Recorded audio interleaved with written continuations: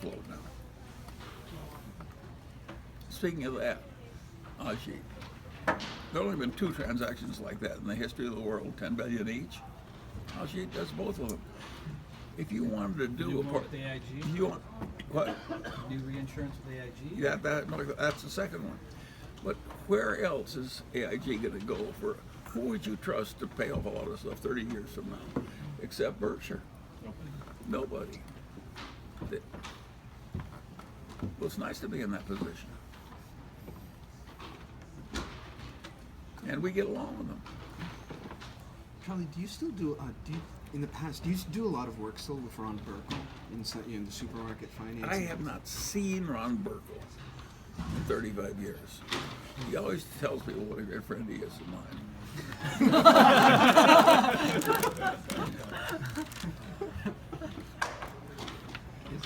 I liked Ron Burkle's father, who was our last customer for trading stamps.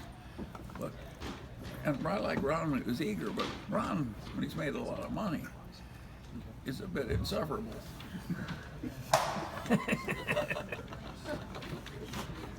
Yeah, I mean, no, he's my good friend if you listen to him.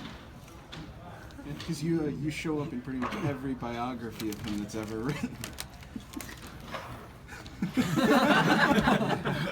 The one he really knows is Bill Clinton because he furnished him with girls. He's talking about he's had other friendships that are closer. When you look at what's made you and Warren have relatively happy lives, is there some aspect of that that's imitable for the rest of us? Well, it's all imitable.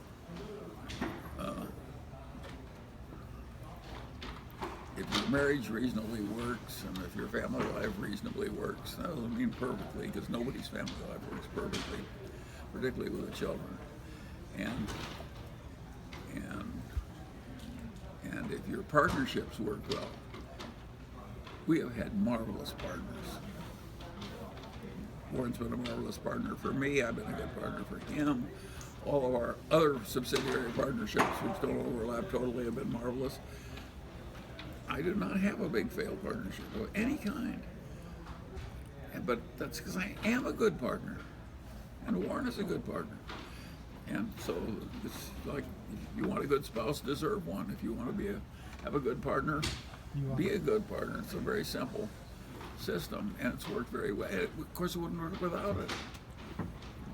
And also, get rid of the bureaucracy. You deal with good people you trust. Expense, trouble, lawyers checking. We're always closing something with no audit. We basically are very old-fashioned. We bought the Northern Natural Pipelines. They needed money Monday, and it was like Saturday, and it was lots of money. We came up with it. The lawyers were having a fit. We just gave them the money and took the pipeline. Worked out the details later. And other people can't do that. Their whole culture is, there are all kinds of bureaucrats that want something to do. They can't make an exception. Going back to Enron, do you have any insight into whether Kinder Morgan would be a successor or a rejecter of Enron culture?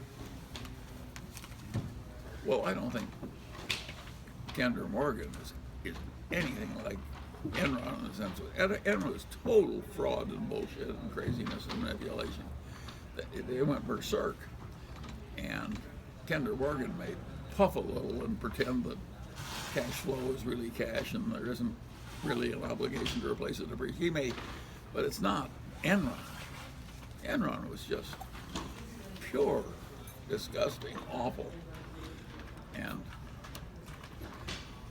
I think most of those limited partnerships have a slight touch of the old mining companies on the San Francisco Exchange. And they've all paid monthly dividends as they got into the ore. And of course, once they'd done that, they had 2 divisions.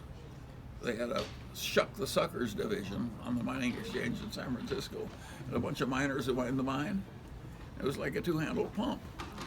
They'd flood the mine, stock would go down, they'd buy it.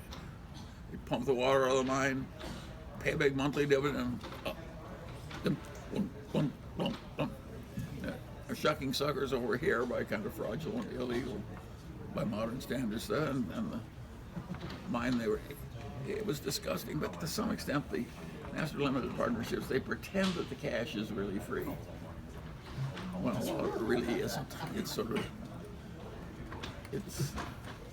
they're taking out money the business is going to need to replace what it's doing.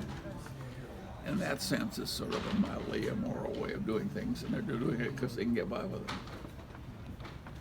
Do you have a different view about the master limited partnership?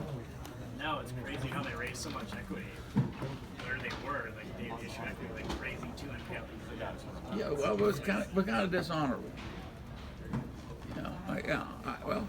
The old conglomerate business where they issued the stock and then had the stock sell 30 times earnings, keep buying a bunch of ordinary business. That was like a chain letter game. It was dishonorable. There's a lot that goes on in finance that's dishonorable. So what do you think about the last couple of books that have been written about you? And if there was an author here, what would you tell him if he was writing a book about you? I haven't read what recent books you're talking about. Like the Tao of Charlie Munger? Or the Oh, one that was written I last never year? finished it.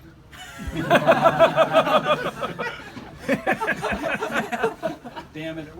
Any thoughts on the books that have been written about you? Well, since I don't finish them, I'm not. Of course, people are going to tend to look about stuff that's written about them and it's distributed. But when they just copy old quotes and so forth, It's not. why should I read it? Hey, Charlie, I believe you said that if you could have lunch with anybody, it would be Benjamin Franklin. And if you did, what would you ask him, or what would you talk about? Well, it's hard to offer all that. Benjamin Franklin has already taught me what I want to know because he left such a record and his biographers have been so good and he was so famous in his own lifetime and for so long. So I already have had my conversations with Benjamin Franklin. He actually gave us the autobiography. And then the various biographies I've read piece in the rest of the story. It was interesting that in the end he failed in his relationship with his only surviving son, who was loyal to the crown, and that rupture never healed. And it was just too much. Ben thought his son had a duty not to publicly have a big fight with his father who had raised him and gotten his fancy position with the crown for him and everything else. And the son felt that he was going to protect the position he had. You can understand why they'd feel that way. Most people wouldn't do that. They would reconcile somehow, or pretend to reconcile. But that really ruptured. He didn't even talk to that son at the end. Charlie, Which is how interesting. And Franklin was capable of having more resentment than I have. I have conquered resentment better than Franklin did. I'm not that mad about the people I disapprove of. That's why I kissed off that Trump stuff by making a compliment today. I don't think much of Trump, as you can imagine. Imagine me voting for Hillary Clinton. It was very hard to push the pen. But I did. Are you hungry? No, I'm fine. I've been eating brittle. I'm going to leave it a minute. Is Oscar out there? No. If Jerry would like to meet with you for a little bit. Okay, I You think wanna I do should. that now? Yeah. Sure. Okay. Thank All you. right. Thank you.